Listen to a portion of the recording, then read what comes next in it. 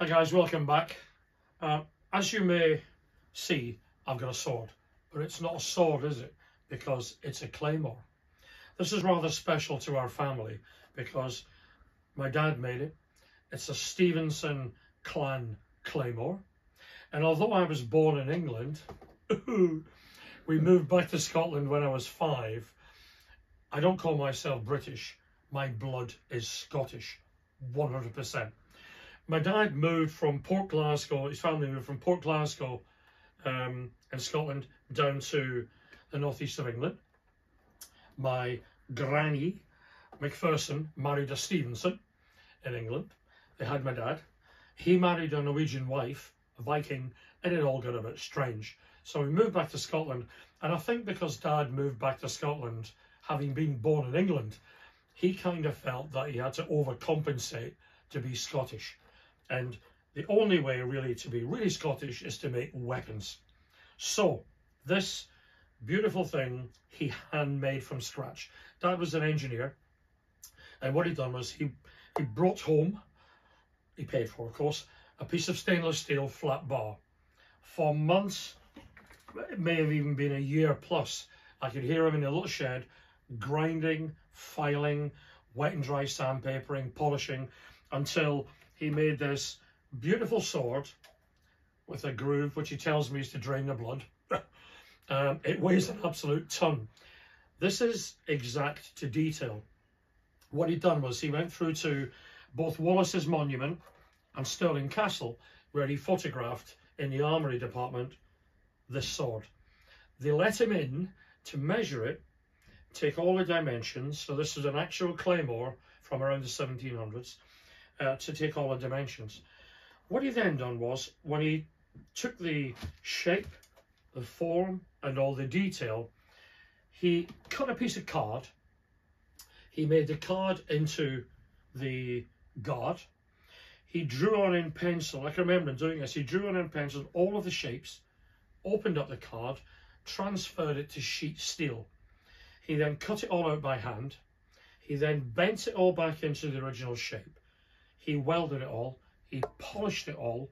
It actually looked pretty vicious when it was in its raw form. And then when it was polished, he took it through to a plating specialist and had the guard gold plated. Even the interior is the correct colours based on the one he saw in the museum. This unlocks, the pommel comes off and it dismantles. The Stephenson crest is on here. He not only made one of them, he made 2. He made one for my older brother Kenny, he's 7 years older, and the guard on it is black chrome, which looks a little bit Deathly Hallows. It's fabulous. This we put away in the loft about 40 years ago in case the kids had an accident, and we forgot about it. And it wasn't until I was thinking about the valuation day we've got coming up next week, check out the next video, in Stirling. That's where we hung about as a family, Stirling and Falkirk. Dad worked not far from Stirling. It brought back memories, and I thought, oh, where's the sword? Where's the Claymore? So up in the loft we went, and wrapped in the corner, the Claymore. Not only, no self-respecting Scotsman can run about with a Claymore without a kilt. Dissatisfied with the tartans on the market, Dad decided to design and make his own tartan. Now, this is an ancient Macpherson, so that's me granny's tartan from Port Glasgow. So we could have associated ourselves to that and worn the Macpherson legally and with pride. No, not Dad. What he decided to do was design his own tartan. So after about 18 months of drawing every single thread in the right diameter, every colour, the colour had to be identified and coded. He would do maybe 20 light green, he would do 3 black lines, he would do 10 dark green, 3 black lines, he would do 20 green, repeat. That would be called a set. And when you multiply that out, it makes a tartan. Having done all of that, he then applies to the tartan, the clan society, and he has to write to them to get it passed as a legal tartan and to make sure it doesn't conflict or copy any other tartan. That was Dad. Having done that, around about I'm thinking 45 years ago, 48 years ago, something like that. He paid, I think, around about £2,500 for a length of material to be made in, I think it was Kelso, in the Kelso area, in one of the mills. And the Stephenson tartan came to life. That's actually a swatch of it, which he puts on the shield. And along with the other shields we've got up here from his days in the Air Force, we have the tartan. But you can't just make one tartan. Oh no, you have to have three, a minimum of three. So this is the day tartan, which is light. He would have a hunting or ancient tartan, which is a bit darker, and then you would have a dance tartan, which is a bit light.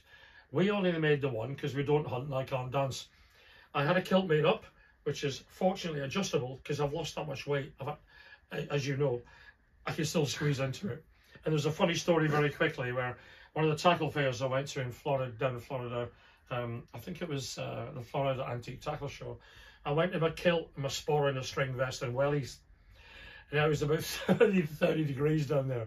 And the many people who just gobsmacked stared. But I'll tell you what, guys and girls, if you want to travel the world free, wear a kilt. You never pay for drink, they give you meals, it's absolutely fantastic. So as a little background to our story, if you look on the next video, which is just coming up, I'll give you all the details of the valuation days we're doing. So the first one is on the 27th, 26th and 27th really, and angling active in Stirling. And then a couple of weeks after that, right behind it, is the British Fly Fair.